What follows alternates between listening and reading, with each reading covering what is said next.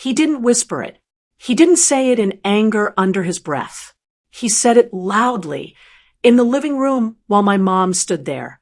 The best gift you could give this family, my stepdad said, pointing at me, would be if you just died. The room went silent.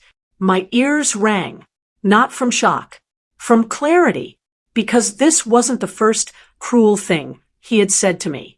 But this was the first time he said something that crossed a line so clearly that it couldn't be excused as temper, frustration, or misunderstanding. I looked at my mom. She didn't defend me. She didn't say, "Stop." She didn't say, "How dare you?"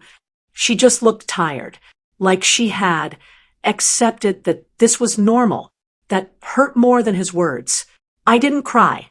I didn't shout. I didn't argue. I just picked up my bag and left the house. He laughed behind me. See?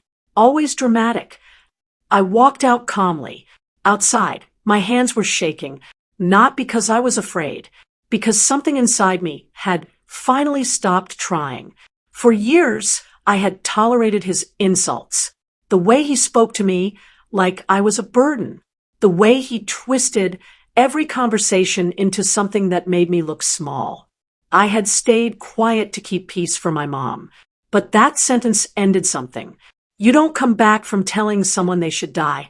That night, I didn't call my mom. I didn't text anyone. I opened my laptop and started searching for something I had never considered before. Legal advice. Not revenge. Not drama. Protection. Because I realized something important. A person who can say that out loud without hesitation is a person who can do worse when no one is watching. The next morning, I booked a consultation with a lawyer. I didn't tell anyone. When I sat in his office and repeated the sentence my stepdad had said, the lawyer didn't react emotionally. He just asked, "Has there been a pattern of verbal abuse?" I nodded. Has there been financial manipulation, emotional pressure, intimidation? Yes, yes, yes. For the first time, I was explaining my life to someone who didn't minimize it, who didn't say, "He's just like that," who didn't say, "Respect your elders." He said, "You've tolerated far too much." I felt something loosen in my chest. I wasn't crazy. I wasn't sensitive. I had been enduring abuse. He advised me to document everything. Messages, incidents, dates, witnesses. He explained my rights calmly. I didn't realize how much legal protection I actually had, and how little I had used it. That evening, my mom called. "Why did you leave like that?" she asked. I spoke calmly. "Did you hear what he said?" She was quiet. "He didn't mean it like that," she murmured. "How else can that be meant?" I asked gently. She had no answer. That's when I knew. I wasn't just dealing with a cruel stepdad. I was dealing with a family that had normalized cruelty, and I had decided, finally, that I would not normalize it anymore. Over the next few weeks, I worked quietly but deliberately. I documented every incident, every verbal attack, every threat, every moment of intimidation. Screenshots of messages, dates and times, notes about witnesses. I compiled it all in a folder that I could present if needed. My stepdad continued his usual behavior, unaware that I was taking notes. He yelled at me over trivial things, called me names, and even tried to make my mom dismiss my concerns. But I didn't react. I stayed calm, polite, neutral, observant. I hired the lawyer formally. He explained my options, restraining orders, legal protections for emotional abuse, and even financial oversight if necessary. My stepdad had tried controlling my finances subtly for years, using my mother as leverage. I realized that this abuse wasn't just verbal, it had been calculated and systematic. I scheduled a meeting with the lawyer's team. They advised me to approach the situation strategically, not with rage, but with facts, proof, and boundaries. They stressed one principle: no confrontation without protection.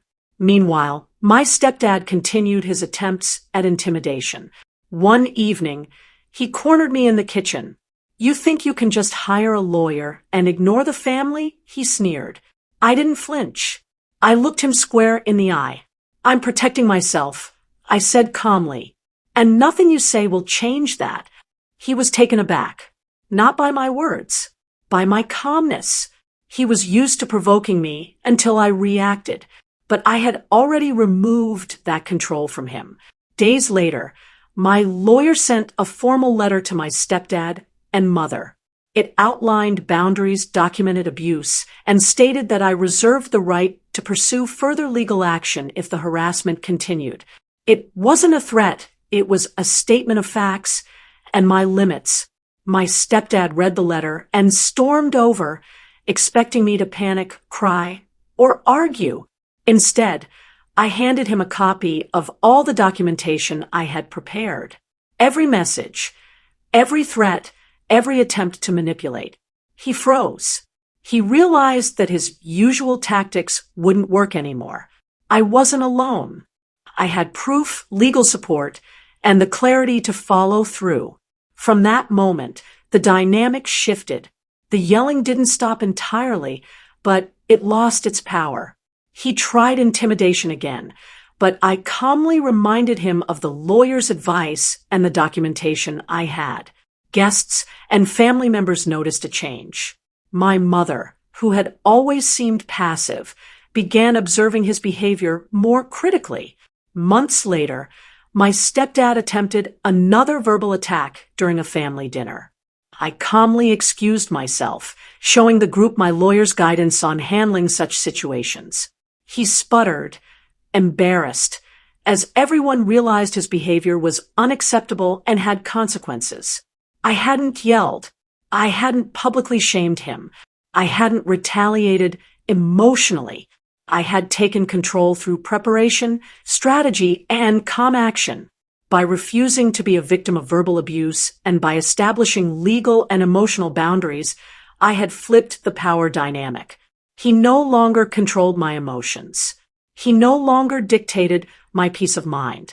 He had spoken words meant to hurt, but they had become irrelevant because I refused to internalize them. For the first time, I felt free, not because he changed, but because I had chosen to protect myself and reclaim my authority over my life. I wasn't waiting for an apology. I wasn't seeking revenge. I wasn't trying to prove anything to him. I was living, safely, deliberately, and with full awareness that my peace was my responsibility, and no one could take that from me without my consent. Months later, my stepdad tried one last time to intimidate me during a family gathering. I calmly excused myself, leaving him standing awkwardly in front of everyone. No shouting, no drama, no tears. The power had shifted quietly but permanently. By taking control of my boundaries, documenting the abuse, and using legal protection, I had transformed fear into freedom. He could yell, he could threaten, but he could no longer touch my peace.